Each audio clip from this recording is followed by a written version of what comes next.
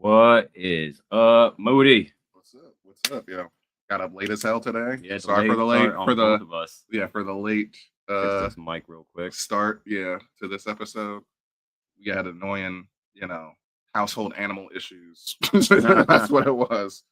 And niggas was tired, but Yeah, that's what happens when you go to sleep at like 4 o'clock and you're Yeah. trying to start a show at like 12 o'clock. It's yeah, like, I'd eat a steak at like that's 1 true. o'clock. It was like That 2 shit was o'clock good, when we ate though. that steak. Yeah, I told you, I smashed that. Good. Yeah, Hella good. you said you wasn't gonna do it, and I'm like, bruh, that shit too good. Yeah, that definitely made me slump. Yeah, absolutely, immediately. Let's get in some of these Percy's. I actually got two. One of them Mhm. is not on there. I'll start with the first one, and it's just a quick back from the movies. Mhm. Saw one of my highly anticipated movies of the year this past Thursday.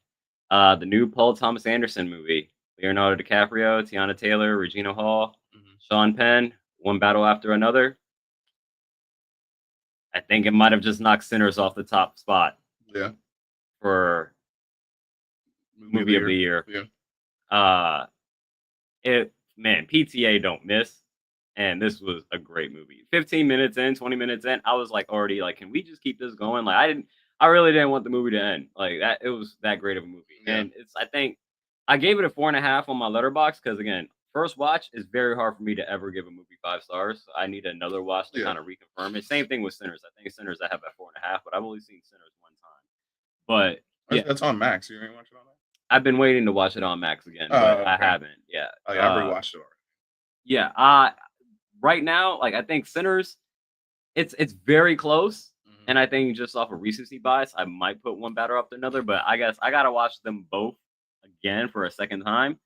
But man, one battle after another. Like I went in there not knowing much. I saw the initial trailer and I was like, oh, PTA, Leo, Tiana Taylor. All right, now that's a different movie completely. That's a different movie for sure.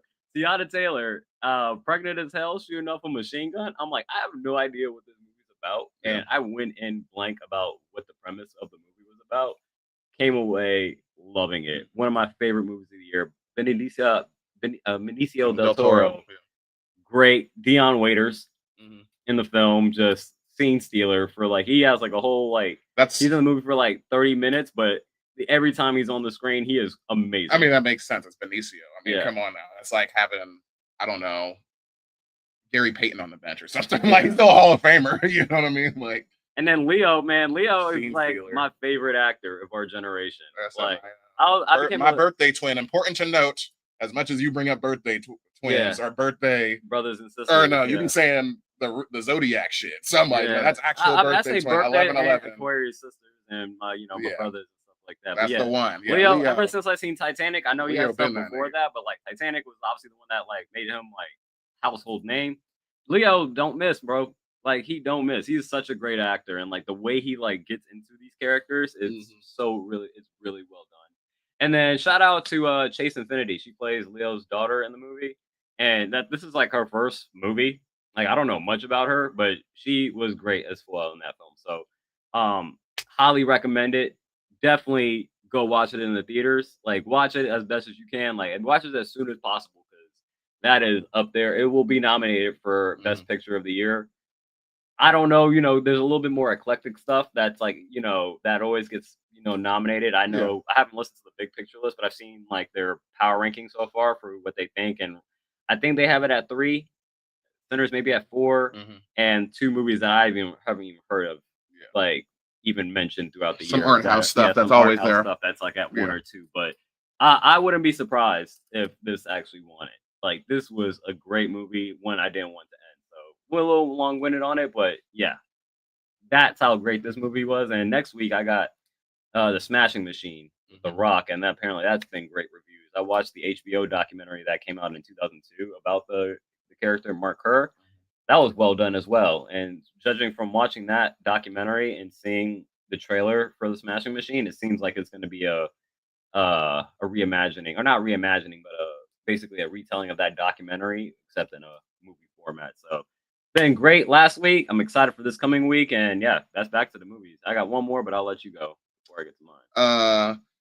Well, we got the same phone. I might as well alley-oop it to you anyway. You put you got the hookup to get a Pixel 10 for $180. I'm like, where's that hookup at? Yeah, no, yeah. This is well, again, I guess my lead-in to the pod, I guess, if you will, because I call this long-term booking. Because I have a Pixel 9 Pro XL, and I bought that last year. And with the deal that I got, it was like get like headphones or whatever, and then it also came with a $200 Google Store credit. And I didn't use that for the entire year because I was like, I'm just gonna trade in my phone again because I've been trading in my phone to just bring the price down. Yeah. So I was like, I'm gonna hold that for the Pixel 10 for next year. Trade in my phone and then add it all up. And so pretty much I didn't even look what they had for the Pixel 10's deals, but when I finally did, it was like for existing Fi customers, the phone Pixel 10, I got the Pixel 10 Pro XL. Basically retail price is $1,200. Just being a Pixel 5 customer, they knocked $450 off that joint. Yeah. So it was like $799. Yeah. For the Pro XL. And then minus $200 and then minus your trade-in. Yep. Okay. So the trade-in, I thought you had a plug. Nah. Again, this is long-term booking because I planned it out from when I got this phone. I was like, no, this $200 credit is going to be on the next Pixel phone that I get. I don't need anything else from the Google Store. I pretty much have everything. So I'm like, all right, hold this phone. So again, I got $450 for this phone on the trade-in. So that's $450 already knocked off for being a Fi customer, $799. $450 off for the trade-in, $200 with the store credit came out to be $180. Yeah. I was like, I just got to do it, even if it's like a minimal upgrade from what I got right now. $180 for a $1,200 phone. Yeah, can't pass that up. Obviously. So I'm hyped for that. Getting that next week. That's just me because I'm a tech guy, but it's that long-term booking because I was like, I knew what I was doing with this $200 as soon as I got it. I was like, I'm holding this for next year for this phone for the next upcoming phone because I've just been trading in my phone for the last few years. So yeah. That's a smart way to do it, obviously. That's how they want you to do it because they want you to like stay engaged with the with the phone, and it just shows that you're doing it. And I was like, I usually buy them on lock, but when I saw that buying it as a through Fi, as they have like the carriers listed, it was like it's for existing customers only. And I was like, oh, bet. Like, so y'all really want y'all Fi customers to really stay in the Google ecosystem. So it worked out. $180 for a $1,200 phone, I am not complaining. So that's supposed to come either on Tuesday or Wednesday. So I'm really excited. That's my last one will be before we get into our Gary Zimmerman episode. There's nobody like super famous, but he's the best one I could find. 65 for the Minnesota Vikings. Okay. Hall of Famer, but you just don't know his name. But he was in there in the 80s and 90s. Hall of Fame left tackle. Number 65? 65. He's 64. The only one. Oh, wow. Well, we'll do 64 next week then. Fuck it. We already went long-winded on this. Okay. Like people wasn't trying to listen to the and we late. It don't matter. Let's get into the show. Yeah. Doors opening. Step back to allow customers to exit. I was Samson here, tag team partner. Top pro. That's the Re-Up podcast. So peak decent roll, the avenue of wrestling. Always on our social. We're on this channel. I can subscribe to all of them.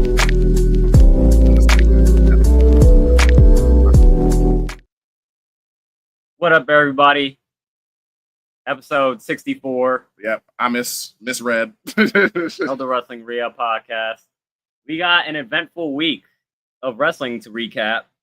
Got 2 pop-up shows that we split on, point-wise. And we got No Mercy in a couple hours. NXT No Mercy. And again, I almost feel like there's more outside of the ring, outside of television, wrestling news than the actual content on the television that was provided this week. But we'll get into that as we go through this week. But let's recap the 2 points that were on the line last week: WWE Wrestlepalooza and AEW All Out. Which one do you want to start with?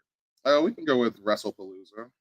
Wrestlepalooza, the first pop-up show with ESPN, and you need to pay the extra $30. Yeah, you're not part of like the 20% that has.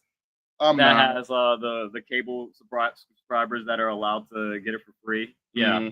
It's funny. Did you hear about how WWE was stunned by the ESPN review of the show?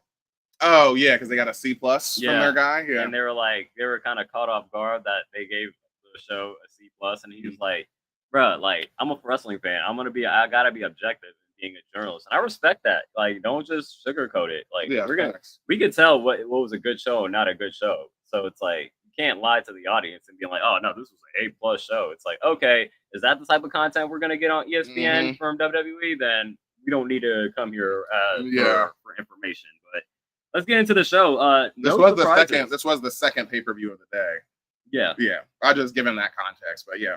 There was not really any surprises. Like the only one we disagreed upon that you won was the Usos. I had the Usos beating the Vision, but that did not happen. The Vision ended up winning. Yeah. I mean, at this point, I remember you were like, "Come on, give me these 2 points." Like I'm already ahead or whatever. I need to make up ground, but yeah, I was relatively surprised just because, like so many people have been saying, we discussed before how people think the Vision is kind of repetitive on Raw. And it's just like, you're just interchanging what the tag team / main event is between Jey Uso, Jimmy Uso, LA Knight, and CM Punk, and you're just like rotating those individual / tag teams together and going back and forth. Yeah. And granted, this was me going against like, I guess what I thought was gonna happen more so, just because I was like, I really thought like the Usos was gonna, 14-time champions or whatever they are. You're getting the mega powers back together. But I'm like, the reason I picked them is just because I'm like, well, if you're slotting them like Evolution effectively, then I feel like they got exactly. They got, and at the time, because Jimmy and Jay are already solid, And at the time too, when we were making predictions, we didn't know LA Knight was going to be special guest referee. That's also true. Yeah. As soon as I was upset about as soon as that was announced, I was like, damn, I'm out. I lost this one. No, and I was said the exact opposite because I'm like, why the hell would he do that? But other than that, that was the difference maker in how you got the point. But we were pretty much correct, and we agreed upon everything else on the show. Stephanie defeated Io Sky. And I'm so glad, once again, what I be calling for, defeating people with signatures. She pinned Io with a spinal tap, like, thick as fuck. It's literally AJ Styles, or young AJ Styles in TNA, Will Ospreay now, and Stephanie Becker, like, that are doing the spinal tap. Like, that cleanly, that fucking perfectly, and covering, like, Io was in the middle of the goddamn ring. Yeah. She covered distance on that shit. That was fire. So, that match was dope. And again, building my triangle of things. Oh, you know what I'm saying? Like, Rhea can't beat Io. Stephanie can't beat Io can't beat Stephanie, and then eventually maybe Stephanie can't beat Rhea. Can't beat Rhea. Yeah. So we're 2/3 of the way of that triangle being built. I called them the punks that one with a question mark. It wasn't a question of when you wrote it, no, when you wrote it, I was like, that makes sense. Yeah. Call them the punks. Yeah, because I was like, she's a punk rock girl. She's Avril Lavigne of wrestling. For sure. She was the original. Cody, of course, retaining, and Cena getting completely demolished. We were both wrong about that. Yeah, that was a surprise too. Like, especially because I think we stepped out for a bit, to go get some food. And we came back and it was just like Cena was pretty much just getting destroyed. And we didn't really see any of the offense. We had to go back and like watch the replay to see like, oh, this is where John Cena had offense. Because he gave him like 6 F5s or something like that. It's like, all right, he just did the Suplex City version of the F5. And it's like, does John Cena get his get back, or is this going to be like his last loss of like his career? I guess. Because you have to think, you're trying to thread such a thin needle of like, what is his last match going to be? And like, obviously, Brock is one of his. Is he going to win that last match?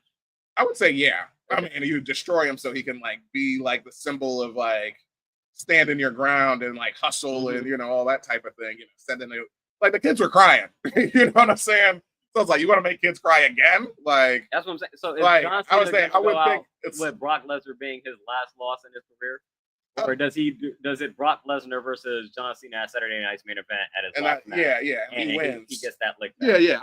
yeah. I would say it's more likely that happens because it's like, I don't know. Like, once again, it's like that's a very short list of who could even be Cena's last match. So it's like, all right, we can say we started up Brock shit. Then it's like, fine, Cena's gonna finally slay the beast or whatever the fuck, you know what I mean? Maybe the other person. I think it's diminishing returns. Brock is already the beast if you're a WWE fan. You know what that means. Yeah. You know, he shows up and smashes shit. So it's like, and he's done that to Cena multiple times throughout his career. You know, Cena has always put Brock over. Yeah. So, yeah, if I'm retiring, yeah, let me get one on the way out the door. It's like, I mean, they're at the same level. I think Brock is going to be leaving soon, too, anyway. You know what I'm saying? Or at least retiring from in-ring competition, I would imagine. I think they're the same generation. Yeah, he doesn't work enough to. I feel like he doesn't even need to retire. He could just Sure. come back for the money and work for the 1 or 2 matches that he needs to and make a boatload. Sure, I'm just saying in the context that they're the same age. Yeah, you know what I mean? yeah. So literally in the same OVW class. Yeah. So, but that's where I would have it because if it's not anybody else, yeah, I would just have Gunther. Sure. Because have we had that Gunther Brock Lesnar match? No, we haven't had Gunther Brock. Maybe Gunther and Brock. Gunther Cena. Well, Gunther and Brock fight each other to see who faces Cena for his last match. And then Gunther wins. And then it's John Cena versus Gunther at Saturday Night's main event for John Cena's last match. Yeah. I like it, except for the fact of the kayfabe of it, like, why would Brock want to? He just smashed him. Why would he want to wrestle him again? You know? That's all. Yeah. But. And then some people are saying Dom. Oh, yeah, Dom, sure. Yeah, if you're talking about putting a young guy over. But that was Wrestlepalooza. Yep, you are up. That was the second one, so you're officially up 9. Season-wise, it's still fairly 500. Yeah. I'm down by 1, 4-5-4, which means you're a 5-4-4 on the record for the season. Overall, I'm still down since I'm pretty much been keeping. I've extended the lead by 1. Yeah. 9-17 to like 6 or whatever that number is. Yep. Let's go talk about All Out, and I won this. For what was where's the cross out? Oh yeah, MJF. Yeah, I had MJF. MJF over Mark Briscoe. Mark Briscoe. Yeah, Mark Briscoe actually won, so that was the determining factor. But going through this, we had Cope and Christian. Obvious wins, but we got the surprise return of Beth Page, who ends up getting concertoed. No. Beth got the spike pile driver. Yeah, that's what it was. Yeah. Well, Cope was handcuffed to the ring. Yeah. It was crazy because they did the soap opera. She was like, "I love you," and Scope, like when he was down in the corner handcuffed, and then just starts, trying to swing on both of them. Concerto. That's what it reminded because I feel like he was handcuffed too. Yeah, at that time, when the Judgment Day did that turn. And then it was a spike pile driver into the concerto. They did, Hurt Syndicate. Yep. Over the command, or not the command. The demand. The demand. That's what it was. Well, Wikipedia was wrong on that when I copied and pasted it. It's funny. Looking at my initials of it, I got nervous. I was like, THS. But Big Bill and Eddie Kingston. Eddie Kingston got the W there. Obviously, his first match. And they said like 16 months. Yeah. That's like, Jesus, man. The Mad King is back. It was just good hearing his theme song. I convinced you that Moxley would beat Darby Allin, and that's exactly what happened. Yeah. Because I was like, he always loses. Like, the coffin match is never like the blow-off match for Darby. Mm-hmm. It's like his first challenge, like, I'm going to kill you. And then he always, like I said in the moment, I was like, he does lose his match, like, all the time. It's like his. And again, like I said, he's been getting the edge over the Death Riders the entire time. The last few weeks. Yeah. It's like, all right, they got to get at least their lick back. Yeah. Tables and thumbtacks match. And it's funny because when this match happened, I talked about like, man, I thought for some reason the thumbtacks were like planted on the table and did not even think about them being separate. Yeah, we did it like just every table is actually like glued in thumbtacks. Like thumbtacks on them. But that was like, oh yeah, that definitely makes a lot more sense. But that was, I'm not gonna lie, that was a crazy like start to a match where like seeing like the 4 full-on like silver buckets underneath each turnbuckle, and like Briscoe comes out first, and hyping up the crowd. MJF comes out, and he's like, "I'm not getting in there," because Briscoe just to start the fucking match dumps out every single bucket of thumbtacks just in the ring. And I'm like, we are wrestling in this. Immediately, I was like, "Oh yeah, this is the most thumbtacks ever in a wrestling match." Yeah, and I was like, "No, really?" You're like, "No, yeah, it definitely is.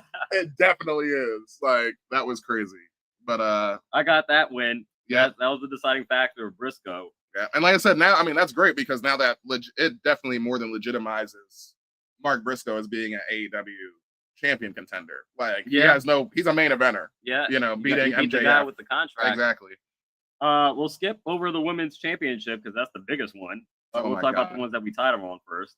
Okada retains in the triple threat match against Takeshita and Dorada. Yep, Mascara Dorada. That was that match of the night? I don't know. I'm trying to think about it, but it's up there. It's up there. Brodito retains in the 4-way ladder match against the Bucks. Yep.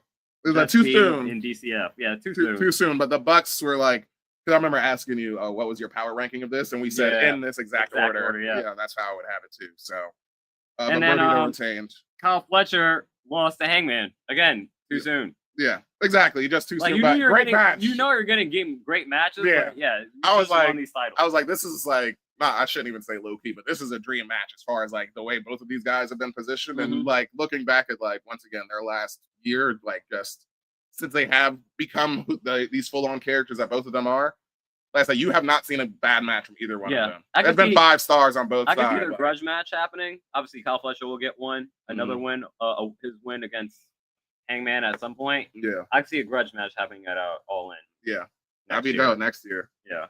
And then the biggest one, we were both wrong. We didn't strike this out, but I think this is immediately, to put a positive spin on it, at least the OMG moment of the year for me up to this point, which is this was the biggest Toni Storm losing the AEW Women's Championship to a seatbelt pin in this 4-way with Jamie Hayter, Tekla, and the new champion Chris Statlander. Yeah, and I immediately fucking erupted.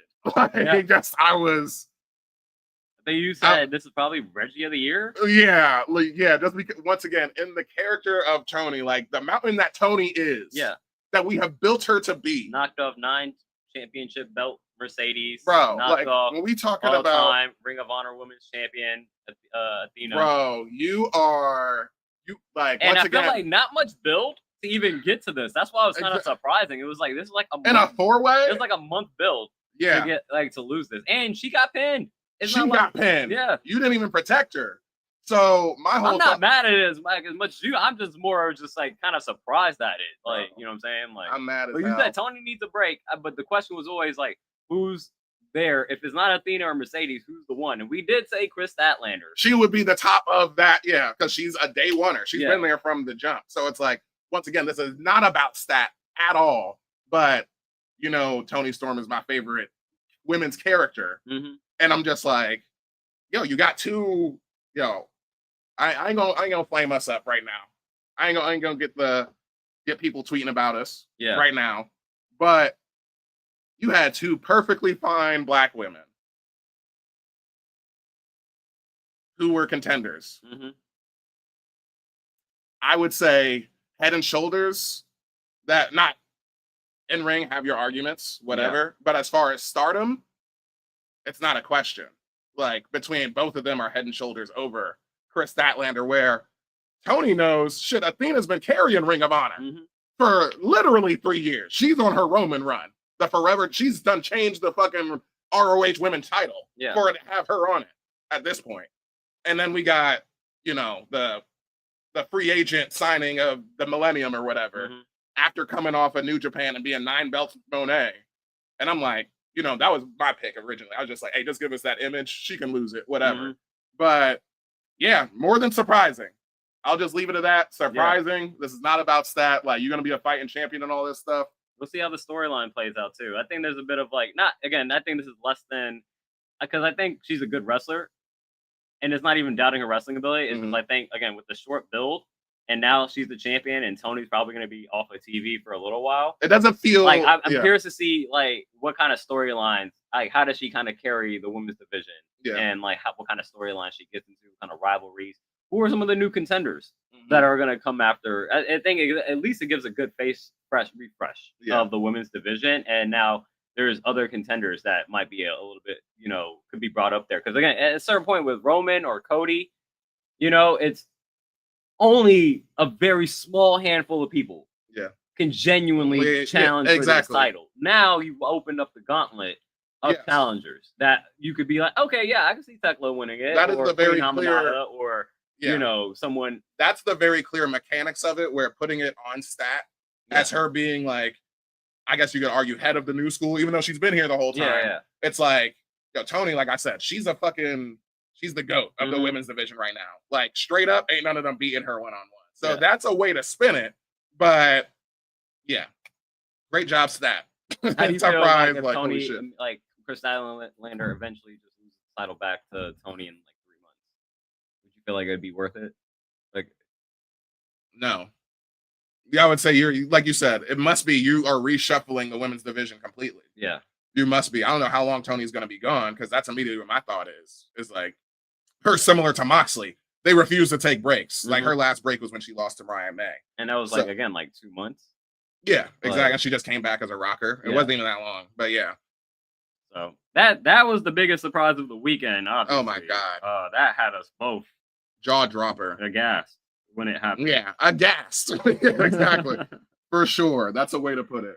But let's get into the fallout of all of this from both Wrestlepalooza and All Out as we get into the rest of the week. Let's head into the flagship store, Raw. And we could already tell right from the jump what we are already headed to, and it's Crown Jewel in Perth. Yep. As Cody comes out and has a little promo segment with Seth Rollins. You had this on your list, didn't you? Yeah, I had it on the mid, yeah. We both give this a mid, say rising? Yeah. I mean, yeah, for the promo itself, because once again, you're doing your job. Yeah, you know what I'm saying? Okay, this is the next pay-per-view that we're getting in 2 weeks. Okay, cool. So I will say, man, like with the last words of what Cody said to Seth, where he's like, all right, yeah, let's, like, every time we face, it's been one-on-one. Is it going to be this time? Talking about, is there going to be interference from the Vision? We'll see. The thing that got me was him mentioning that he's 3-0 against Seth. And you know how I've always said about this during the rivalry. I'm like, yo, like, he should have lost. Cody should have lost when he had that torn pec. The Hell in a Cell, yeah. If you're going to be gone for 6 weeks. Yeah, like for that. sure. Yeah. He's helped Cody win the championship, take off Roman Reigns, all that shit, finish his story and all that stuff. But he's 3-0. And you always know, I said, Seth, at that point, I was like, Seth, they don't give you what you need or what you deserve. Just go to New Japan. And I'm like, if this nigga loses to Cody for a 4th time in a row, I'm going to be hella disappointed. Yeah. I'm going to be hella disappointed. That's funny, because I would think... And they could do the same thing. Sorry, I'll let you finish. Oh, yeah, they can do the same thing where it's like, oh, it's like Rhea can't beat Io. And I'm like, no, you can't just keep doing that. Like, no. This nigga needs to beat Cody. And I hope he does. Does he need to? Yes. What about Seth, the character, needs to beat Cody? I mean, I guess that's what he's telling us now. It's the ego. I think that's literally we're building that now. So. He is the foundation. Cody talking about he the quarterback and all that. Nah, Seth is the one that has been here, bro.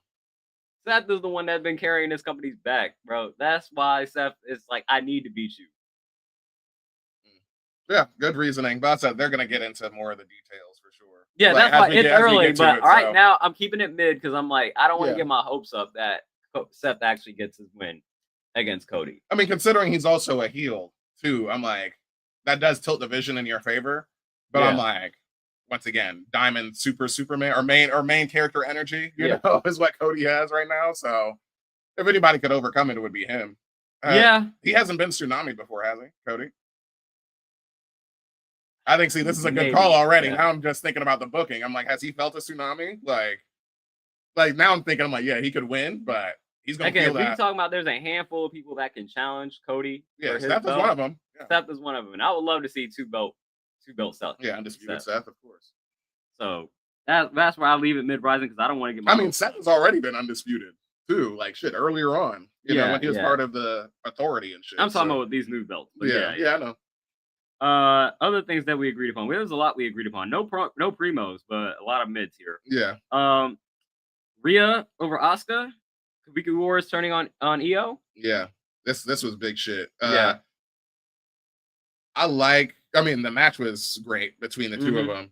I really like the manipulation of like how like mean Asuka is to Kyrie, you know, just constantly like, because it felt like, remember earlier this year, they were really pushing Kyrie. Yeah, she had like single promos vignettes. Exactly. So I'm like, that's low-key where I feel like she's kind of stuck as like Wheeler Yuta, where it's like, remember when Wheeler Yuta first became part of Death Riders and he was like being like the whipping boy, but now he's like whipped into submission. Yeah. And like, we were hoping it would be like a Sami Zayn, like he turned on him, but yeah, that didn't happen. So like, I feel like if Kyrie picked that fight with Asuka, she's just gonna get like her ass beat, like maybe. I feel like, but it would be interesting. I would like that storyline though, you know, to like her coming up and like realizing like how wrong Asuka is. Yeah. You know, I think she knows Asuka's wrong. I don't think she's gonna. I think she's obviously gonna break away from Asuka, but I don't think that means she's gonna side with Io. I think she's gonna be like, nah. I feel like this happened in NXT where it was like, nah, I gotta be on my own, and you know, they'll probably have like a 3-way. But at that point, it's just like everyone is gonna be their own singles. Yeah, exactly. At that point.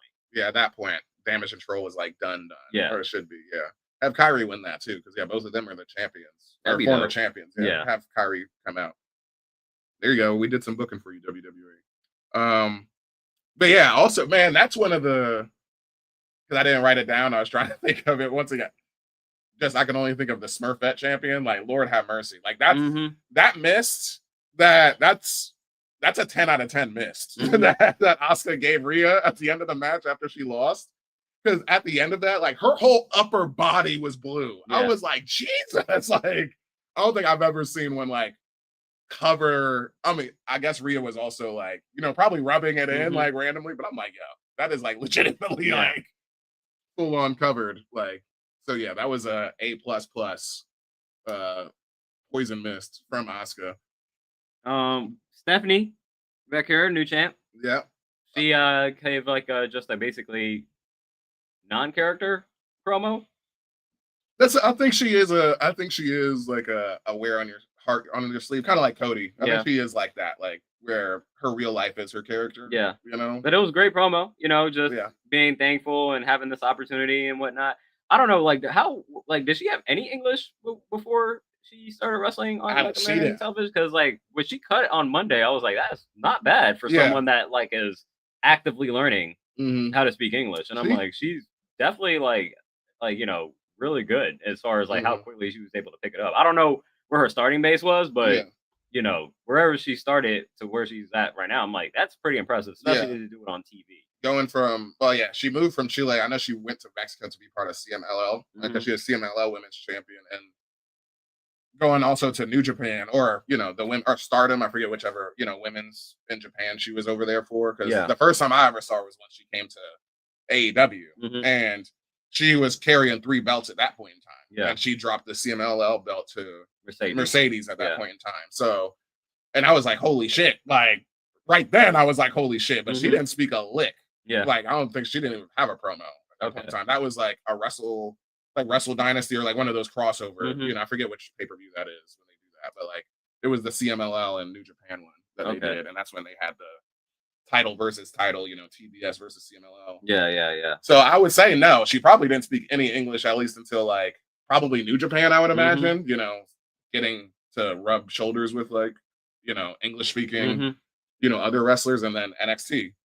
And like, I know a lot of people recently were like, yo, where's Steph at? Is she injured? And it's like, nah, she's just taking English lessons. Like, and that's also what she said. She was sick too. She said that in Chris Van Vliet, because they gave her the option of like coming straight to the main roster. And she said she wanted to go to NXT because she knew she needed to work on her English. Yeah. So that was like the first promos we ever got to see of her ever, you know, in English, is like NXT. So she's good. Yeah. And shout out. It's basically been a year. She gave props to her father who's there and whatnot. So shout out to her. It's definitely a conversation for best rookie year of all time. That's good. Yeah. Absolutely. Absolutely, especially, and if you want to narrow it down to women specifically, I would say, because I would say in general, I would say Kurt Angle's first year is pretty high up there. I mean, considering what it is now, like especially in the WWE verse, in a year you went from North American to 2 belts to world champion all in 1 year. Yeah, you know, less than a year. Yeah, exactly. Because I think it's like actually it was in October, so it's about a year now. Exactly. Yeah. So now she's gonna have a title defense. She'll be crown jewel champion by the time. Oh yeah, it's a year. She's beating Tiffany. Yeah, exactly. So, and so this week I learned Miles Bourne is dating Stephanie back here. Yeah. Miles Bourne put up a post. I saw it scrolling through wrestling Reddit, and he put up a post congratulating his boo thing and whatnot, and she gave one responded back. But shout out to them. I had no idea until this week. Yep. So definition of shoot your shot right there, boy. Right. I had 2 more mids on the show. Jay winning over LA Knight, and little shenanigans involved with the Vision kind of interrupting in. But the continuing of Jay's slow heel turn. He was walking away, and Jimmy was like, "Yo, we gotta help him." LA Knight." And he's just like, "Bro, that's not my business," and just kept walking back while Jimmy went over to go help LA Knight. So again, you're seeing the slow build of Jay turning heel. Wonder where that puts Jimmy at, and whether he sides with his brother or ends up kind of going against him, and maybe they redo the Jimmy J match that they felt like they didn't really get the most out of at WrestleMania. So that's a good one, yeah. And put a title on the line. Have Jimmy beat Jay. That'd be dope. Jay need to get a title. Well, sure. Get the IC title or something. Who's the IC champion right now? Dominic. Ugh. Sure. That could happen. It could happen. It definitely could happen for sure. But yeah, anyway, go ahead. And my other one, the two faces of Bayley.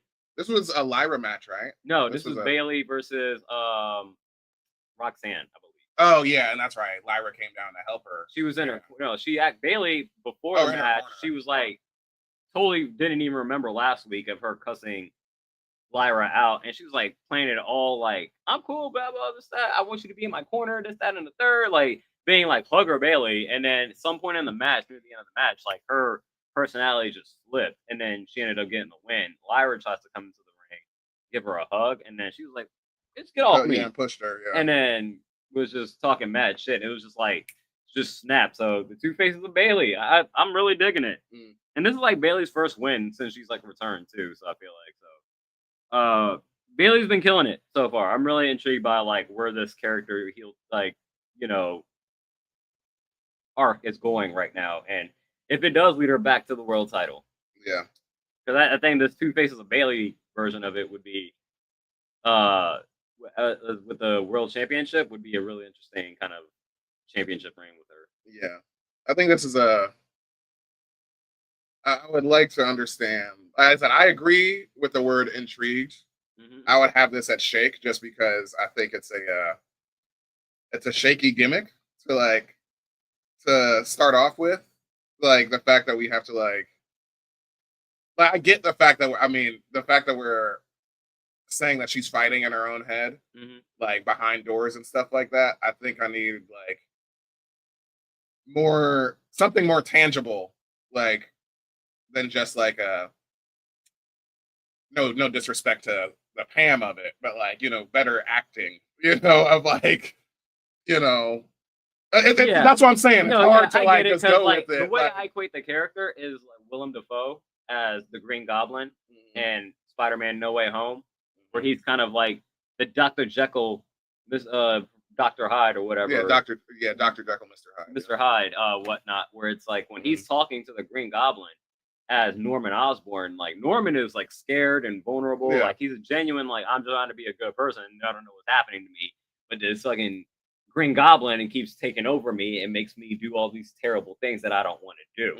And that's the way I see Bayley's character is kind of similar into that. And that I explained, but again, Bayley Pam is not Willem Dafoe. Yeah. You know what I'm saying? So that's why I think like the split personalities are already difficult. Like the best one we've ever seen is the Fiend.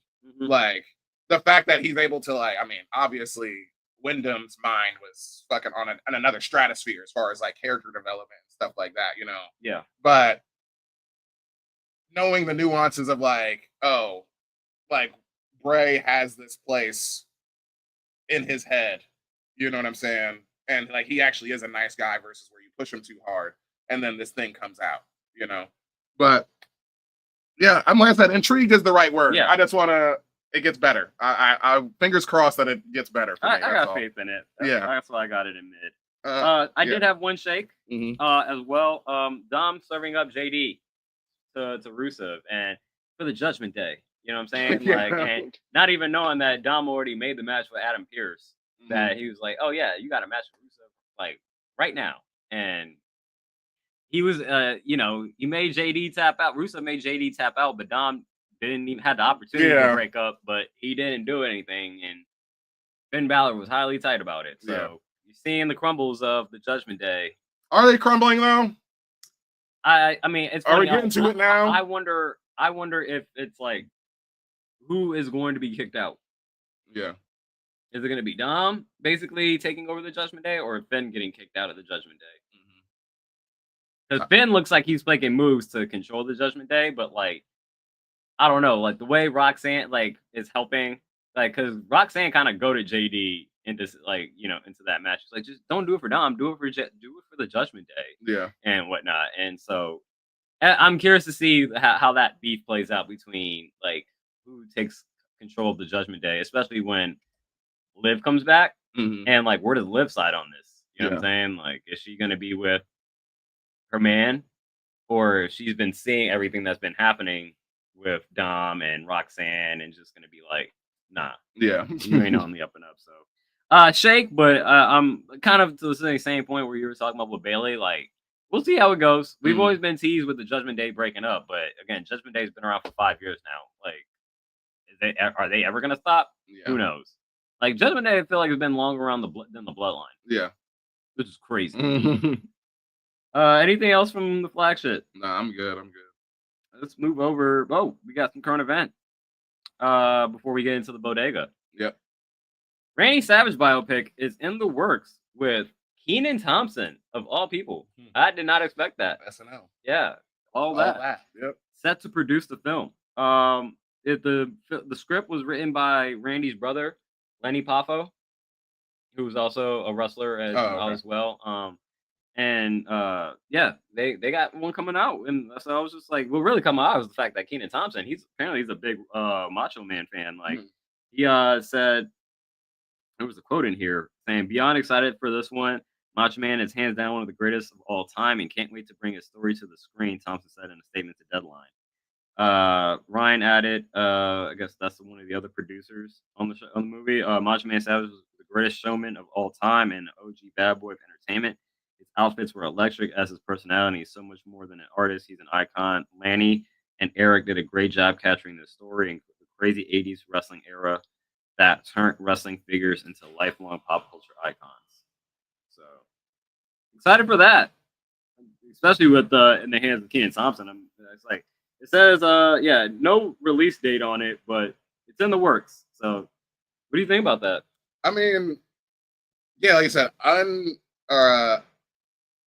surprising. I was gonna say unsurprising, but I was like, yeah, not a combination I would ever think of, but like just the thought that Kenan Thompson is a Macho Man fan. Obviously, that makes sense because it's like, yo, that's your age range. You know what I'm saying? That's exactly his age range. But I mean, if anything, I don't know that much about Macho Man, just obviously outside of like wrestling. So if it's more, I'm always here for more context, if I'm a fan of the person. So obviously I'm not gonna pursue it the way that you pursue movies, but I'm sure it will eventually come down where it's like, it's a good movie, you're gonna say to me. And I'll be like, I'll get to it. Like right now, I would say like it plots in my head. Yeah, I would say like because biopics are pretty hard, because I would say what the things with biopics is what most of them do is they go through pretty much the entire history of someone's life, and they try to condense that into like 2 hours, and it's like there's just too much. You got to have like a little bit of more of a focus of what is the thematic theme that you're trying to get across beyond just retelling this person's, like going through just like clips of this person's moments of this person's life. Kind of take something similar to like the Iron Claw, where it's like there is a thematic reason for why this movie is made. Yeah, you're going through a certain portion of life, but you're not necessarily having to go through all of it. You're going through the ones that actually matter to the point of the movie you're trying to get across. I think the Bob Marley movie tried to do that, but again, it fell into that trap of trying to tell Bob's entire life when it's just like, nah, what is this moment of like 5 years of this person's life, and what does it mean to him, and how it kind of transformed them into the person who they became and whatnot. So we'll see how it is. Apparently, again, the script was done by Macho Man's brother, so we'll see how it turns out. But again, I'm curious to see. I think Kenan will do a good job on it. I would say if I had to, like, not knowing anything and not seeing a trailer or anything, I would say just off of the fact that it's a biopic, I would say I'm maybe a day one stream. Maybe no rush stream. Yeah. I lean it to like that's a day 3.5, right? A day one stream would be a 3. Oh, okay. 3. Yeah. That's exactly what I was thinking. It was a 3. But let's get into this bodega. Mm-hmm. Not much for me on NXT. We basically have the same thing. The TNA embeds NXT. Yeah. I have it as a mid. I had it as a primo just because I like that was the storyline carrying it, like showing like the TNA guys like coming in and like, oh yeah, they know it's title for title, so obviously they're invested in like who wins this match. Mm-hmm.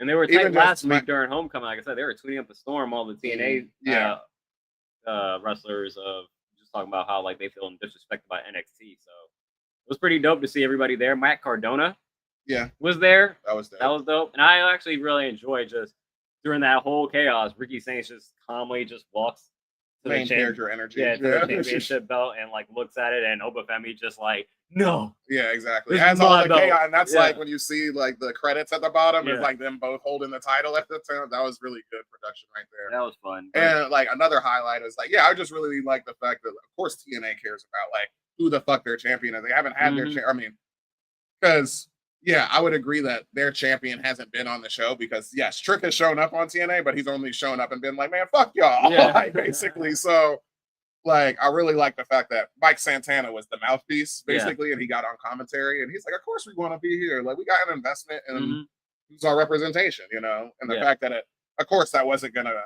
come to we talked about finish. It. We were like, that's not finishing. We said last week, it was like, that match is not ending with a finish.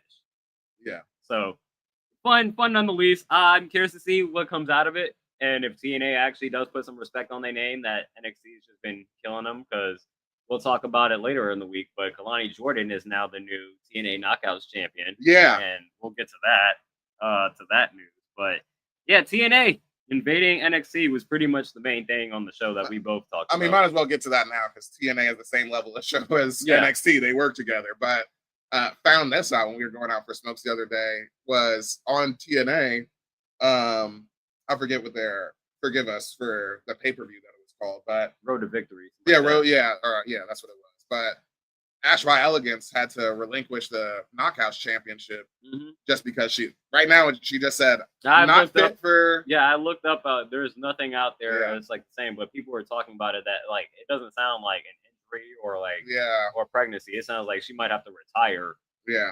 From like wrestling, but again, that is rumor mill. Like nobody knows anything now. That's why it's like, what could it be? We have no idea, but we just hope that Ash is good healthy and healthy, and this is only just a small bump. But they had a battle royale, and then they had eventually the two remaining people from that battle royale had a one-on-one match, which was Kalani Jordan and Xia Li, what you would call her, and Xia Li in WWE. I forget what her name's Lee. Okay. Yeah. That's probably her real name. And Kalani Jordan ends up being the new TNA Knockouts champion. So when is NXT? When is a TNA wrestler going to win an NXT title? And when is this going to happen? Indy Hartwell was special guest referee in that match, so people were pegging Indy Hartwell maybe the one. She's a freaking she could be a plant, dog. She could be a plant. I mean, the best romance ever, and with the exception of Macho Man and Miss Elizabeth. The best romance in WWE history for sure. Index. I fucking love it. Run it back. You never know. But other shake. I have one shake on here, and this was again more so happening of actual current event news that just happened to play out on television as well. But Jasmine Nix was attacked by someone randomly. We don't know. So JC Jane was like, do you think, like, Fallon Hennig asked JC Jane's like, do you think it was? She was like, it doesn't even matter. She wasn't fit to be. We need to start finding someone new. She was bound to get it. Yeah. And so Jasmine Nix has been written off TV, but we come to find out that she decided not to renew her contract with WWE and is now going to be a free agent in the next couple weeks. And everything about, like, she came out and said that the offer that they made her wasn't, good enough, and people were like, "Oh, you should make already like 80 or 100." She's like, "If I was making 80, I would have stayed." Apparently, she's making 75, and they were gonna give her pretty much the same pay for another like 3 years, and she was like, "That's not good enough." So she decided that she was gonna check out what other opportunities are out there for her. interesting way for her to get written off television. Yeah, I think that's one of the funniest ways. Just because it's a good thing. Just because like it's not like there's no burning of bridges, there's no injury, there's nothing like that. But the soap opera of the show like must go on. So the fact that she's like, oh yeah, I'm still at work and like this would be like my last week. Everybody saying bye to me, and they're just slicing JC Jane being so callous. Like she's like, yeah, she was a weakling anyway. Like. She was bound to get got. Like, it's like shit. Like you are terrible. Like I don't want to be part of that group. Nope. Like, I don't want. If you're my like leader, JC, like that's terrible. Yeah. She's like trying to force them to like fight other women and stuff. And she's like, get them guys, and they're like, no, bitch. Like, what are you talking about? Who do you think they get as a replacement? Oh man. Let's get one of these evolved chicks up here. How about that? This is a spot for Callie Armstrong, because Callie Armstrong ain't gonna be bullied by JC Jane. They're the same size. Yeah, she ain't getting no Callie. I mean, yeah, she's gonna get a single spot for sure. But that'd be dope. Immediate shot in the arm. That was my pick for real. And plus, it goes without saying, but it don't gotta be all one race and a faction. But wrestling companies don't understand that for whatever reason. No. Like once a decade they do with the Nation of Domination and like Hurt Syndicate for like a month, he was officially a part of it. But anyway, anything else from the bodega? I guess I'll definitely mention. I'll put it in mid. I didn't put it on here, but the Lexus King and Miles Bourne match. Miles Bourne getting dark his match. Dark match. But it's funny because I was looking at the Bleacher Report. Yeah, you're right. But the Lights Out match, and then putting up like immediately my thought being like, yeah, the fact that it ends up being literally lights out hurts what I see. Like just literally kind of like the finale of Game of Thrones or the penultimate episode. Like I can't see what's happening. So I could. There's a decent amount of spotlight. Yeah, it could. Yeah, I know. I'm just saying, but for it to be more impactful, I guess. Yeah. Because they're similar. I wouldn't put it as bad. It's in the same tier as like the Red Cage Hell in a Cell. With the theme with the red lighting, it's like, all right, too much. Yeah, exactly. But I would say it's above that, but slightly. I would say like, and Miles Bourne got the win too. So I think this is like they're done now because he embarrassed him last week with like, oh, I can beat you with bag over my head. They have the blindfold match and he just cheats. So that's what I was saying. Like, is this feud that he has with Lexus King? Is this like a sensory deprivation? Yeah, that's exactly what it is. Like, it's like, oh, because you're deaf, like I'm gonna test your sensories, and like that's exactly what it is. Lexus King is just being an asshole. Yeah. Like he's trying to he's like Johnny Knoxville in The Ringer. That's what he is. He's like trying to be part of like, I'll beat your ass, man. Like, I don't know. That's funny. Let's head over to the coffee shop. AEW Dynamite. Pretty good show. We agree on the primo. Yeah. Brodito retaining over Gates of Agony. They look great the last 2 weeks. The Gates of Agony. I've been really impressed with Toa Leona. Now we need to know their names. Yeah, exactly. The other dudes. Hey, this is a great match. I'm gonna agree with you right now that they have been looking great, and that's why I said that they have always been GOA, and I think this is the week. This says something. This is the week we learn their names. Yeah. Okay, so we need to put the work in. What was their name again? You said I know one of them was Toa Leona, because I gave him credit last week against his match against Bobby. Yeah. I do not know the other guy's name. Yeah. But that was a great match. Brodito. Bishop Khan. That's Bishop right. Khan. That's Bishop what it was, Khan and Toa Leona. Toa Leona. There we go. But yeah, great match. Everyone looked great in it. Obviously, I didn't think Brodito was gonna lose, but again, that's not the point. Like they still gave a great match. Hey, and I finally saw a goddamn Bandito hit the 21 plex. Yeah, right. That's hey, you put him down. He did it. He did it. He did it on the first clean. Try. Finally, it's like the longest setup ever. It reminds me of I know you played Tekken, right? So in Tekken 3, Paul, or just since the beginning, honestly, Paul has had his supercharged. You can telegraph that thing. It's 6 frames. That punch lasts. It's just step to the side. That's all you got to do.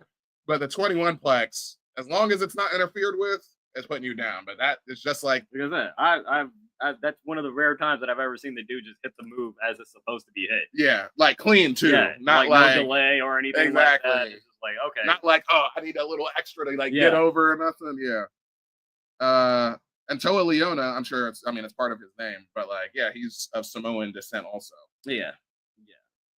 And Bishop Khan is a black guy. Okay. You had Chris Statlander retaining over Mina Shirakawa, and then Stat flips the bird on the Death Riders. I have that as a mid. Yeah, I have that as a mid because again, the combination of the two. My ignorance. I'm like, I didn't even know she was cool with that with them dudes. Well, that's the thing is that this is the part where you need to watch Collision, right? Yeah. Because like it does have storyline stuff in it where Wheeler has been effectively recruiting Stat for like he was at her match like 2 weeks months. ago. Yeah, like he's been actively doing that, and he came out I think before the match and was like cheering her on. And and they individually are cool, like, but you know, she's always been like, I don't fuck with Death Riders like that, but it's like that's a dope ass position because they've never featured Marina Shafir, like except for they had her in like one match, they had her in Anarchy in the Arena, which that was dope finally, but it's like, you do. I would think Marina would be the women representation, at least in ring, but she's not. So it's like, if you can recruit the new AEW Women's Champion, are you kidding me? Like, I do feel like, because the Death Riders, Moxley and the Death Riders are effectively Judgment Day, and the fact that like they are complete, like you agree that they're like as Death Riders, like carrying the show and everything. Like, it was still to start off their stride, but they just are what they are. You know what I mean? And these badass guys that basically bully people and like pull up in like F-350s jacked up and shit like that. But I really like the fact, and I'm pretty sure there was a Mona Lisa smile on Moxley, like as like she put those middle fingers like in his eyeballs, like literally touching his face, and he like smirked at that, like, okay, you little bitch, like I'm not gonna. I don't put hands on you, but I like the spunk. Oh, he would. He would, but he was like, I'm not gonna do that now. Yeah, at least. But I was the combination good match into like that moment. It was a primo for the character of Stat. That's what it was. And then the mids, okay. We agreed on. Oh, Claudio getting the win over Powerhouse Hobbs. We had some more Pac interference. This little bastard, like he looks so weird with his like. That's like the haircut of like what like the old priests from like the Dark Ages when they would like shave like the bald, like got the bald on their head, but it's like hair around the side. You know what I'm saying? I don't know what kind of monks those are, but they're like Christian monks. You know what I'm saying? Yeah, I know. I don't know the name. That's what, because he's thin. He got thin head with it being brushed out, so that's immediately what it reminds me of. But I like it. It makes him look. I don't want to say more smarmy because I like his like greasy hair look, but I don't know. It's growing on me, I guess. But he still looks weird. The conglomerate over to Don Callis family. I really enjoyed that, especially because we got the return of Orange Cassidy. Yeah. He gave the people what they wanted, just hugged Okada in the middle of the match. Like, bro, that's not what you're here for. That was fun. But that was great to see him finally. Those are our mids, and we had a bunch of shake that we also agreed upon. Yeah. First one being AEW's Terrible Secret, AEW Women Tag Team titles. Not a bad thing, just knowing that it was coming. That's why I was in shake. And then it would have been mid if they would have like changed the design a little bit, but they don't. You don't have to. Consistency. Yeah, sure. I think that the they looked exactly. Were they slightly smaller? That's better on you than me. Yeah, okay, true. I think they might have been slightly small. I need to just look at the strap, look at the strap of the men's. Yeah. Because in the moment I was like, that's the thing. It's kind of like when the Continental Championship showed up, and they had, or the Unified, excuse me, like the one that Okada carries now. Because there's the crown on it from the Continental, but it's like a diamond like reflection where it looks like, or it's gold, but it looks like it's diamond depending on the angle. So it looks like kind of white. And I think that's the same thing that was happening as I saw it like on the presentation when they had the cameras up close. So I'm just gonna look at like a flat picture of it because I think they really are exactly the same. But yeah, we're getting women's titles. Who's your choice? Who's your choice for inaugural? Well, we did see Chris Statlander and what was it, Harley Cameron? Yeah, but Harley Cameron's like the bestie. Is she gonna be? Is she gonna be 2 belt Chris? That'd be dope. Off? I mean, as far as like we know Tay J, they're like a legit tag team. They're like friends for real. Yeah. Anna J and Ty Valkyrie, yeah. Yeah, no, not Ty Mello. Ty Mello, Sammy Guevara's wife. Yeah. So Tay J, you got I might go with them. Yeah. Yeah, I mean, they've been together for the longest time. You got also at the top of the year, Megan Bain and Penelope Ford. They got matching, outfits now too. They've really been putting them over as a tag team. Well, I'm sure we're gonna have a tournament coming up soon. So it's gonna be answered with the tournament. Yeah, we'll see who the contenders are for sure. Yeah, we'll see the bracket soon enough. MJF losing promo. And yeah, you say filming a movie, I guess. Yeah, I think that's what's happening. Okay, I'm pretty at least rumor wise. I think that's what it is because he's not hurt. So it's funny seeing like the promo on the wrestling subreddit. People were talking about, and again, this is just Reddit, but they were just like kind of saying similar sentiments to what I've been saying. Sometimes I'm like, man, sometimes you just be like doing the same promo of just being intensity, like not even the intensity, but it's also just like you don't need to always go low. You know what I'm saying? Like I wish there was a little bit more dimension to what you were saying. I didn't catch it from this one. Like this one I thought was pretty good. That one was like one of self-improvement. It was anger self-improvement. He just felt ashamed that he lost. So I didn't I understand. I've had those similar sentiments, but I didn't get it from this promo from that argument. But just found that an interesting conversation that was happening on the Reddit on that. But take it for what it is. It's Reddit. Oh yeah. So the movie it's Violent Night 2. That's what it is. Okay. That's the murderous, murderous Santa Claus. Yeah. So that's what he's taking a break for. That's the one. And it's like, oh yeah, that fits MJF too. Yeah. You hear that title and you're like, okay, yeah, I remember that movie. Pretty fun, just silly thing. But yeah, both of these were actually, I think, directly after or All Out. These were segments in All Out, and then the other one being because he still had thumbtacks in him and whatnot, and all the white and blood on him and stuff like it. And Cope also in All Out, he ends up dipping because FTR killed Beth. Yeah, so that's all. I think at this point in Edge's career or Cope's career, it's all about just the return pop. Mm-hmm. Yeah, it's like, oh, Cope is back. It's like, yeah, how many times has he come back in a year? Yeah, and with them also winning that match, they won the match and they killed afterwards. So yeah. I feel like, if he really did want to retire right now, this would be a good one. Because putting over, having a reunion with your, brother, you know, or kayfabe brother from way back in the day with these two guys who are, still active and great, tag teams. That's a good send-off point if he would choose to do so. Yeah. Anything else from the coffee shop? That's it. That's it right there. All right. Before we move over to the gallery of Book of Wrestling, I have some more this week I learned. Mm-hmm. Two of them. One I already mentioned yesterday, but there's a clip that was floating on Reddit about there's an indie wrestler by the name of Jesus who fights people without actually touching them. Yep. Pretty fun. Pretty fun. I didn't watch the whole match, but in the clip there is I told you he was 3 feet away from his opponent, but he was doing a choke slam, and then his opponent did the whole choke slam by himself. It is just the match that you showed before on the Book of Wrestling, where it's Max Invisible Man versus Invisible Stan type of shit, where it's this is hilarious. Yeah, and he's dressed up in the whole Jesus outfit. I'm what happens when somebody actually attacks Jesus? That must be major heat. Exactly. Right? You actually touched Jesus? You pile drive Jesus? But yeah, because you would have to imagine Jesus is a heel in Miami. Yeah, he's a heel in Portland. Yeah. I'm trying to think of the most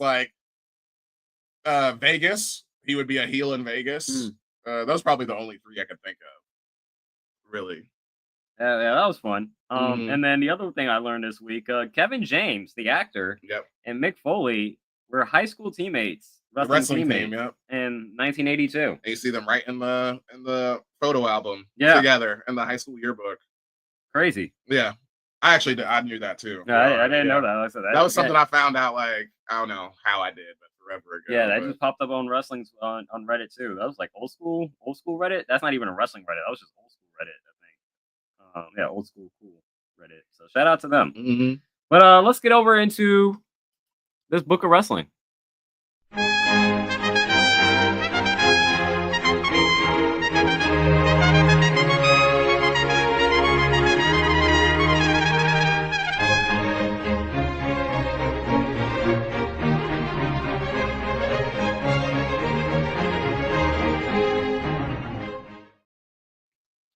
Book of Wrestling. This is the only entrant that we're gonna have this week because I have one I can throw in there. Okay, I wanted to give room for a little bit longer discussion for this day, but either way, for the Book of Wrestling, this is September. I forgot September. Yeah, September 27th, 1965. Definitely one of the oldest entrants we've had up here. Where in the world is the WWF title?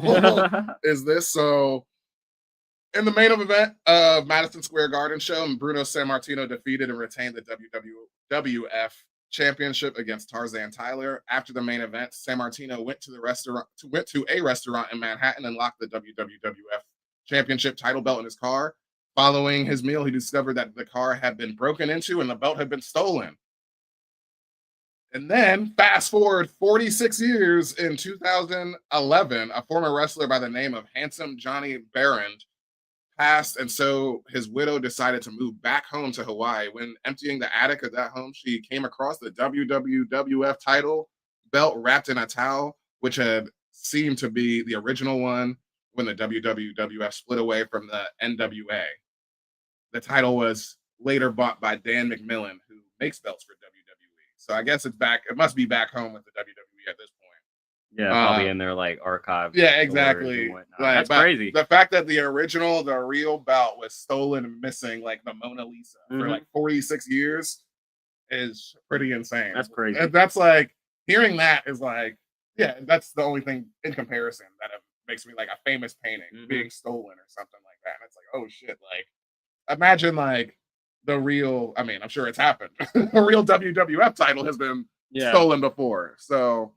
And then now they got like two of them because they have like the ones that they actually carry around. Like, how much is that thing actually worth? Like because you have like the real gold and diamond belts, like those ones that the championship or the champion actually carries. It's like, yo, how many of those? Like the crown jewel belt, as obnoxious and gaudy as it is, that's exactly why it's made, because the Saudis are like, well, we got fucking money. Just make it a giant obscene diamond, like. And it's like, what the hell? But that's the one entrant that I had. The other entrant is very easy, and that's why I didn't deserve, or it always deserves a spot, but it doesn't need it to. It's the This Is Your Life segment, the highest rated segment in Raw history, or in wrestling history, is this week. So awesome. There you go. That's your two. This week, I found out, I forget which day it was this week, but it's Asuka's 10-year anniversary of joining the WWE. Oh, wow. Okay. Yeah. I should know that. Shout out to Asuka. Man. So it's been 3,600 and like 52 minutes. Yeah, exactly. Right. Man, I love you, Asuka. Never go anywhere. Be with us forever. All right. But that was the Book of Wrestling. And another big current event this week, I just wanted to play this with you real quick, is the PWI Top 500 wrestlers was revealed this week. And I looked at the list. You didn't look at the list, right? I know who number one is. Oh, okay. Well, either way, back to back, Cody Rhodes, number one. Okay, so obviously, I will give you a reprieve on, Japanese wrestlers. And like, so just thinking, North American for the most part. Who you got for top 25? Hangman. Hangman is 4. Yep. Ospreay. Ospreay is 10. Okada. 11.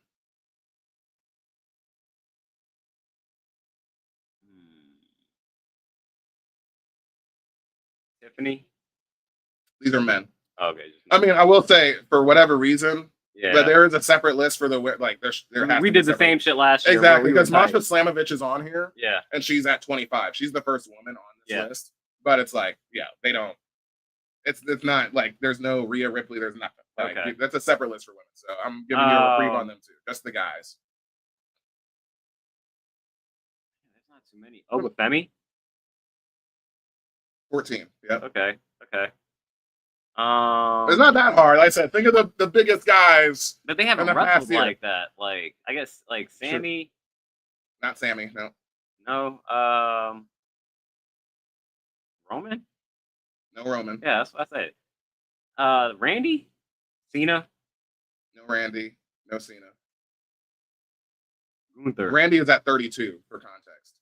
Gunther. 3. There you go. Okay. Gunther. Yep. Dom. No, not in the top 25. Wow. I'm sure he's on this list, but I don't know. I have 3 and 4. I don't know who 2 is. Moxley. Moxley. Yeah, you were just giving him props too. You were Yeah. like, man, he's done fucking great with all these young. That's exactly what this year has been for him. Yeah. Building or carrying the title and dropping it to Hangman, and then immediately not taking a break, and then just going into great fucking matches with young guys. So, who's 5? Hiroki Goto, but that would be Jey Uso. Like that's how I'm giving you a reprieve on that. So Cody, just number 1 down. Cody, Moxley, Gunther, Hangman, Jey Uso, Swerve, Seth, Will Ospreay, Okada, Joe Hendry at 12. That's great. Obafemi, CM Punk, Bandito, Takeshita, Damian Priest, Trick Williams, Fatu, Nick Nemeth, LA Knight, Mascara Dorada, and Braun Breaker. So I'll skip one more. So that next guy would be Mark Briscoe, actually. Hey, that's what's up. Yeah. So he would be like by our rules 25. I'd flip maybe Trick Williams over Damian Priest. Yeah, I mean same ballpark. Yeah. But I would just flip them. But yeah. I ain't mad at it completely. So there's your top 25. And also I'm glad you didn't look all the way at it because once again, did you listen to Ringer Wrestling this week? No. Oh, okay. Because they had the same thought that everybody has, where it's like, well, we got to check Mr. Irrelevant, right? So I checked Mr. Irrelevant, and they did this on the pod too. His name is Serial Man, and no, it's great. He has a whole kayfabe like origin story. He's an alien that comes to planet Earth, like talking about like the importance of like nutritional value in the morning and stuff like that. And the actual guy just has like they said nightmare fuel like a mass, and it's just like a Frosted Flakes box or like a Toucan Sam Fruity Loops box, and he like matches the mascot, and that's what it is. And it's like the cereal dunk is like his finishing move and shit like that, and he bleeds milk. It's like, man, you can find highlights of him too. Yeah, and like these, and I watched a few of them, and it's like, all right, I'm all about this. Is once again why independent wrestling exists. We need these kind of guys. The wonderful wide world of wrestling. Exactly. That's what it is. People having fun with it. You have Jesus versus Serial Man. Exactly. Who wins that? But that's the PWI Serial top 500. Yeah, I'm taking Serial Man for sure. Serial Man she's got none on Serial Man. For real. The last bit of news. Current event. AJ Styles tells Tokyo Sports that he is retiring within the next year. Quote, it will probably appear at WrestleMania next year, but it's not confirmed yet. The details are still undecided, but I will definitely retire within the next year. I didn't want to show my fans a side of me that isn't AJ Styles. That's the main reason I've decided to retire before my body can no longer move. Not expected. We've heard that his contract, I think, runs out around like February, but I can't imagine not extending for like WrestleMania. Not surprised. I mean, AJ's been around. He barely ever takes a break off. He's pretty much John Cena in that aspect. You know what I'm saying? Just like AJ's always there unless he's hurt. So. I wonder if they're gonna give us like the AJ Styles run, like farewell tour, like they did with John Cena. Maybe not to the same level, definitely but not to that extent. Like it is gonna be like maybe. We'll know that it's coming. We will know for sure. Shout out to AJ, always great. Let's move over to the last show of the week before we get to the predictions for No Mercy. That is SmackDown, which fairly good show. My primo, U.S. Open Challenge for sure. Sammy over Javon Evans. Is this Javon Evans first? No, John's been on SmackDown before, right? Or been on the main roster. I think he's shown up once, like before, in a tag team match. Something like that. But this was just I feel confident in saying this is his first singles match. Yeah, for sure. That's definitely his biggest spot. Great match. Obviously, he wasn't gonna win, but they made you believe that he was gonna win, especially when he hit the top rope cutter. Yeah, that boy bouncy. Yeah, like I was like, oh man, I thought he almost had the 3. And even the crowd, that's when you know Javon was like, he did what he came to do. Even in the losing effort, that the crowd was like Nah, he should have had that. And he should have had that. Also, seeing this match, it's understandable why you're immediately like, oh yeah, you needed Javon on that Worlds Collide card. Like he's just a black. Like he was the apex of hype that he was hitting in this match. Like it was so fun because there's a few times in that where you could see like Sammy, working with him, counteracting because you gotta work with. But it's like, Javon comes at such a fucking high angle, like when he does that cutter and like when he's jumping, doing springboard shit, that it's like, oh wow, he did his like usual like springboard crossbody, and Sammy had to like jump and come off his feet so high for him because he like literally just glanced like basically in the jaw for the crossbody because he was gonna fly over him. It was just like, oh my goodness, but I was glad to see that there was enough of a reaction for Javon. Like him doing like his phrase, "That boy bouncy." It's like screaming "that boy," and it's like I'd say like 30%. We're like bouncy. It's funny because if you always wonder how many people actually like watch NXT and like the general audience that go to like Raw and SmackDown. Yeah. So it's like again, there was a reaction and people were like, "Damn, like he should have won that." Yeah. He almost won that. Like there was, like I said, when he hit that boy bouncy on Sammy, I was like, oh, that's a 3 right there. And then obviously Sammy with the diamond resiliency, he was never going to lose. But again, these matches are always going to be great, and it's going to just allow Sammy to get his diamond resiliency off once a week, But great match. Great match. One of the best matches of the week. And not for nothing, like I said, during the match also, Javon does not look outweighed. No. At all. Like I was like, oh, they're the same size. Yeah. Like I think honestly, you probably need to update that whatever his build weight is. Like I was okay. He looks pretty fucking big. They still got his combine weight. Exactly. I'm like, oh, he's bigger than that. Okay. I like to see him versus Montez Ford. Yeah. In a singles match. On. Bunch of mids for me. Yeah. Street Profits over Mello Don't Miss. Mm-hmm. I was actually kind of surprised the Street Profits won because I thought Mello Don't Miss was going to win, but. Again, I like the fact that there is intrigue on both sides of the storyline. Obviously, Street Profits are trying to go for the titles again, but it seems like they're on shaky ground. And then Mello Don't Miz, they're clearly on shaky ground as Miz tried to tag himself again. For the third time. Like that. Third time. And then Mello could have stopped the count, but he was like, nah, I'm going to let y'all rock. So are we going to get Trick and Mello Gang back together? That's what I'm hoping. That's what I said in the moment. Trick Mello Gang and be like, yo. Fucking with this old cracker anyway. For real, like let's get back to the streets, dog. Like, come on, get back to our championships. Intrigued by the storyline from both sides of it, and I was actually, like I said, came away a little surprised that Street Profits won. But as I sat there with it, I'm like, all right, it makes sense. Maybe their breakup is going to happen if they do eventually break up. It's going to happen once they're fighting for the titles, or maybe like they lose against the Wyatt Six again for trying to regain the titles, and eventually one of them kind of blows up on the other person and they end up feuding. Yeah. Or breaking up. Jacob and Drew McIntyre. Loading. Yeah, I liked it. Just the fact that we had because we were listening to music during this point in time. And we honestly didn't even hear what Drew was saying, but he has the boot on. He was just complaining as usual. Exactly. Yeah. I was like, we figure he's complaining. He has a boot on. So it's like, okay, he's hurt and complaining about something. And immediately, like once I heard Jacob Fatu, which you immediately said, is that Solo? And I was like, I meant to say Jacob. Yeah, but I was like, you gotta get your music straight. But yeah, Jake, I was like, immediately hearing that music. I was like, oh yeah, I'm here for this. Yeah. If this is a feud we getting, I don't like how Jacob was coming at Drew when he was like, man, shut your ass up and stop bitching. Yeah, exactly. Like that was really fun. And so that's gonna be a hard hitting, banger, as Sheamus would say. I would love to see like some type of street fight or Falls Count Anywhere. Yeah. Falls Count Anywhere, Drew McIntyre, Jacob Fatu. That's the match. That's the match right there. So excited for what's going to come out of that. And then the biggest, I guess, talk of SmackDown came at the end with Tiffany retaining her title in a triple threat versus Nia and Jade. This is so tough. Jade takes a nasty ass cut to her eye, around her eyebrow. Saw the picture this morning. It must have been. She must have hit her face on the steel steps. Something like that. Yeah. Because that's where all the blood was. Yeah. When I immediately saw it, until she like looked into the camera, and I was like, "Holy shit!" Yeah, she's definitely gonna have some stitches on her.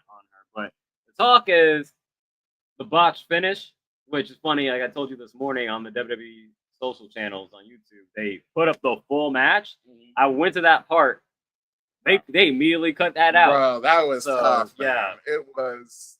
I felt so bad because I'm like, I would have been a primo if it wasn't for the botch. oh man, because once again, as I said prior to coming on pod, is like these are the women that they want to feature is Tiffany and Jade. Yeah. And for them to have, Nia working with them to like, in our estimation, help carry the rock for them, to like put them over, like for them to like, this should have been like one of those, like, oh, this should have been on a pay-per-view.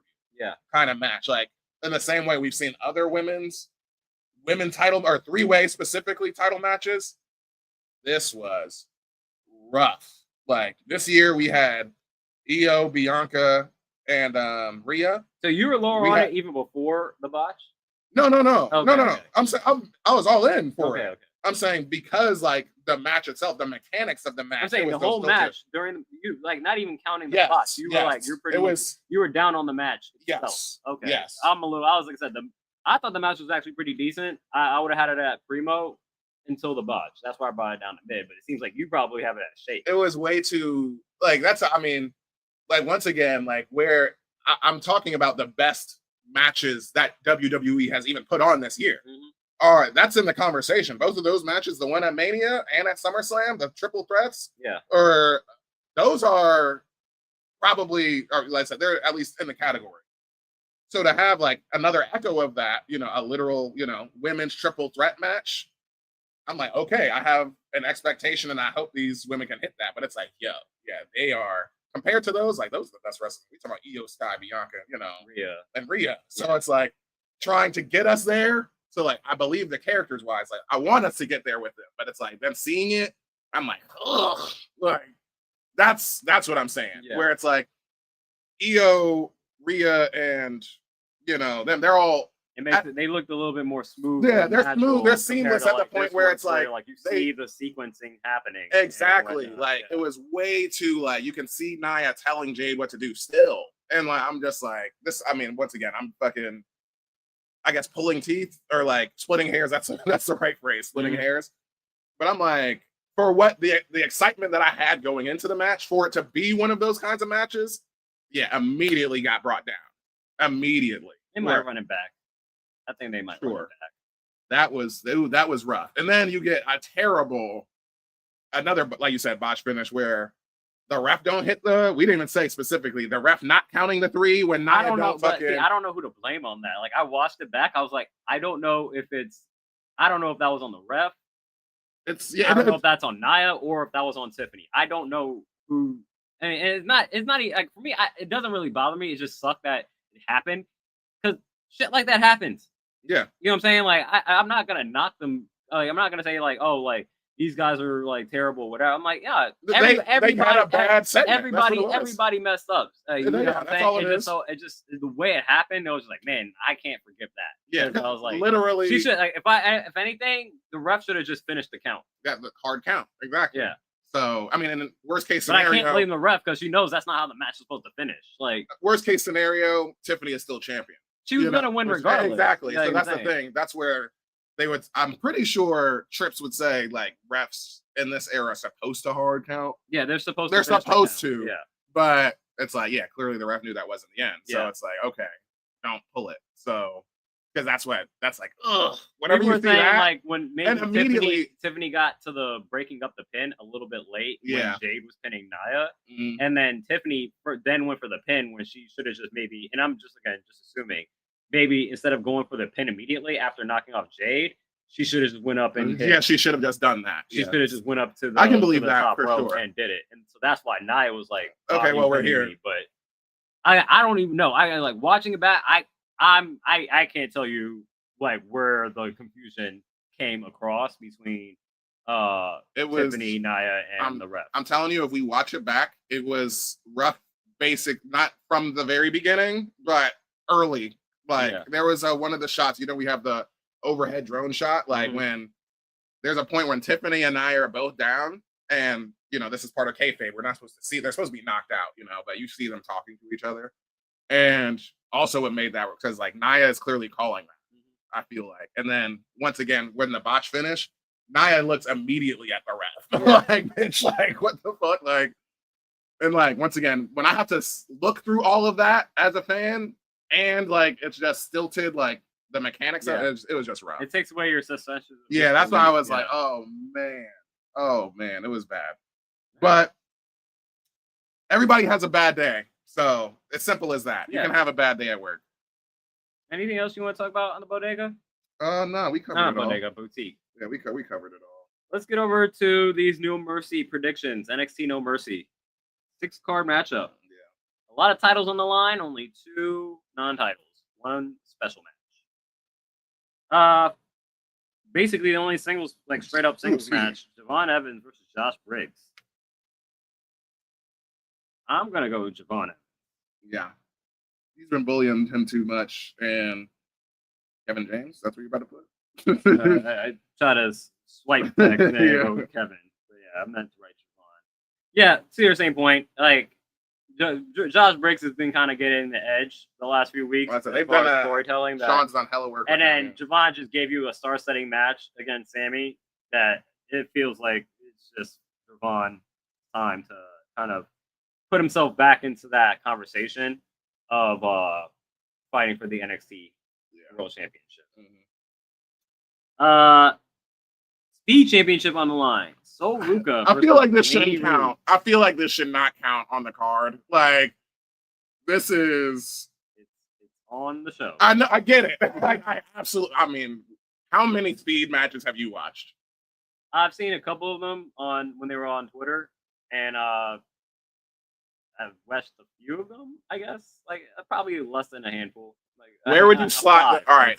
Here's the real question. Where would you slot the Speed Championship division amongst WWE Championship divisions?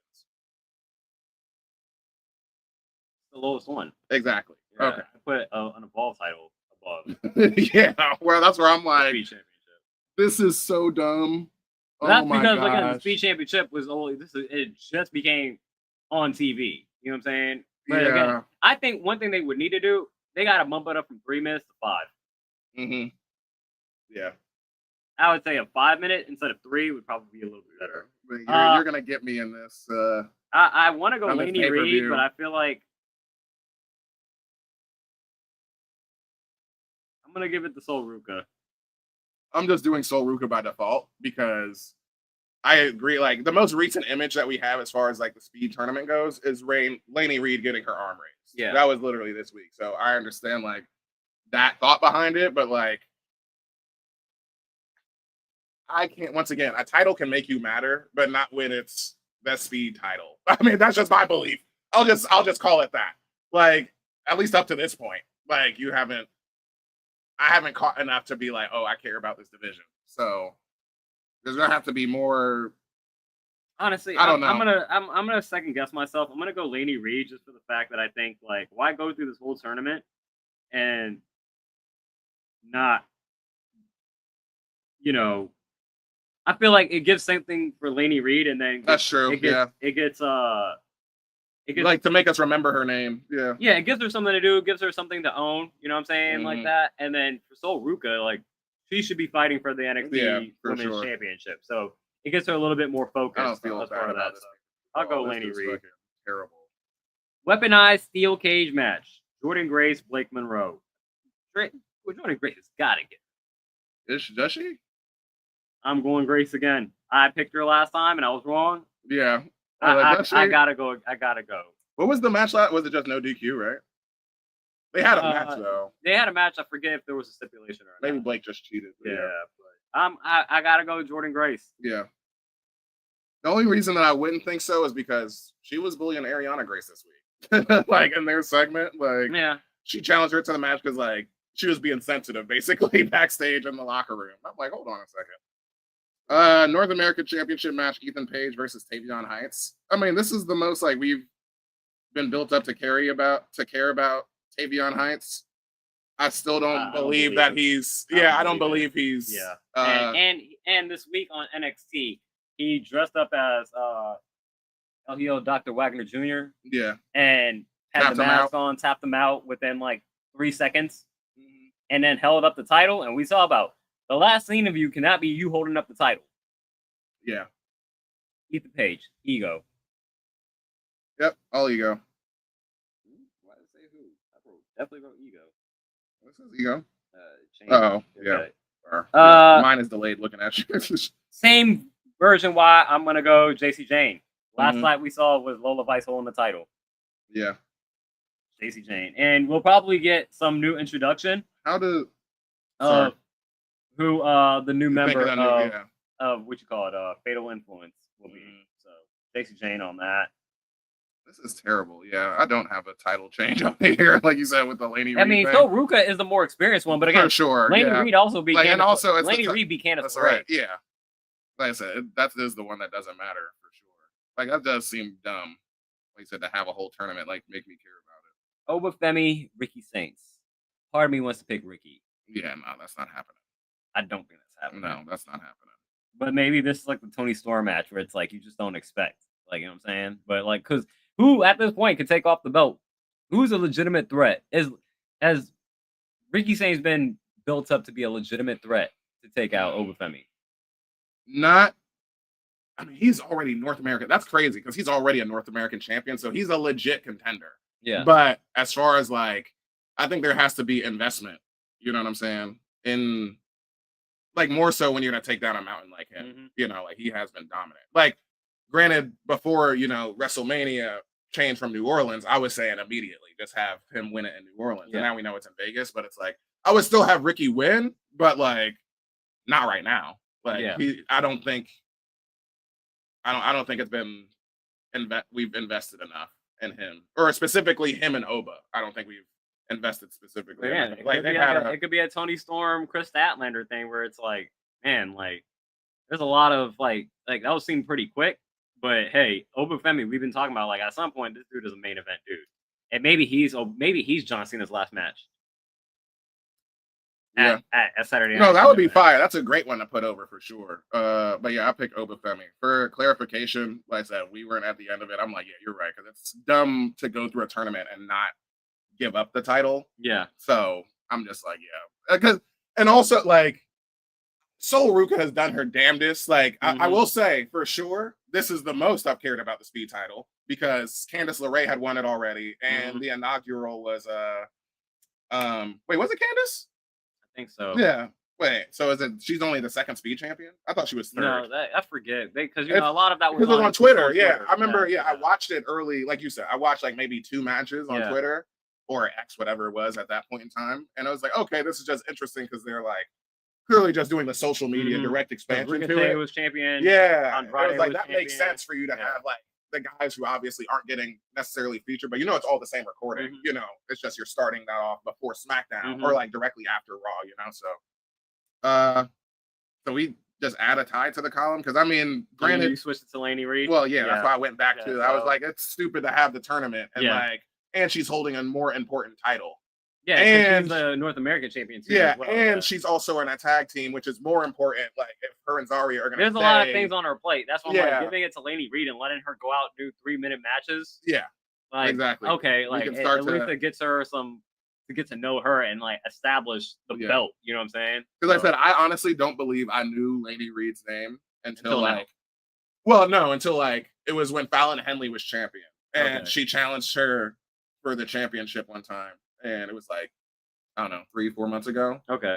And that was like, I was like, who is this? Like, she's actually pretty good. And then, of course, she had been there. Like, already, we just didn't know who she was. So, once again, like I said, a title can make you matter. Like, it's the same thing with, like, Lyra. Like, I was like, okay, you have the IC. Like, we always knew that she could go.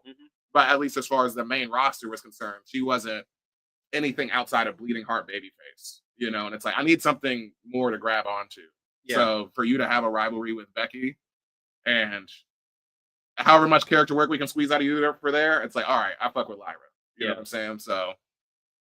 And apparently, like, Laney is a student of the game. She, like, willingly just goes and watches, like, every match. Like, she's like, I'm trying to learn all the time and whatnot. So it's like, seems like they're really backing her. That I'm like, yeah, go. And especially if you want to establish credibility to this championship and not make it feel like how we feel, it's like it's less than an evolved championship. It's like, yo, let somebody run with that and let her have her own open challenge. Yeah, I do agree. And let her be like add credibility to this belt that now you're taking it seriously. I agree with the thought that it should be 5-minute matches. However, the mechanics of the show wouldn't allow for that because it's like you add in entrances and stuff like that. A 5-minute match is gonna end up being 12 minutes, like right on the show. I mean, you could always have like it depends. I mean, you could have the person do like their entrance, go into commercial, and then like you get one entrance, come in, and then you start it, and then you do another one like right after that, and you could plausibly, obviously, squeeze in like we were saying, like the fact that you have speed matches being 3 minutes or 5 minutes or 3 right now, but it's like you could have a whole tournament of a show, just one, NXT show where it's all about the men's speed championship or all about the women's, speed. I'm not trying to see a whole bunch of 3-minute matches. Exactly, but it's like that's the only way where I would imagine where it's like you're trying to sell me as a 3-minute match is not like it being a squash, and I get it. Like they're trying to get everything in and whatnot, but it's just like that also feels like you're rushing, and there's not much to like breathe, and it works, but like. You also need to work that's with why the I say crowd, too, there's a little bit of massaging of how this dynamic works. Because I guess if you're putting it on social, it just feels like a throwaway match. But if you're gonna put it on television, how do you make these matches feel like you're not just rushing just to get your move shit off? Yeah, you know what I'm saying? And like you're doing it because you have a limited, not because the constraints of the match give you a limited time. It's almost like the TV structure of it exactly. Means like, we don't want to call this a squash match, so we'll just call it a speed match. And it's like it's the same shit. Yeah, exactly. Except squash gives you the negative connotation of like you being overpowered.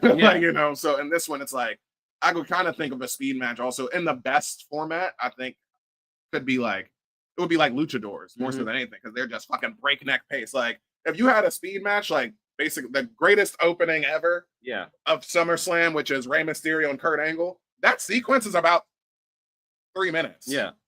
And that was amazing.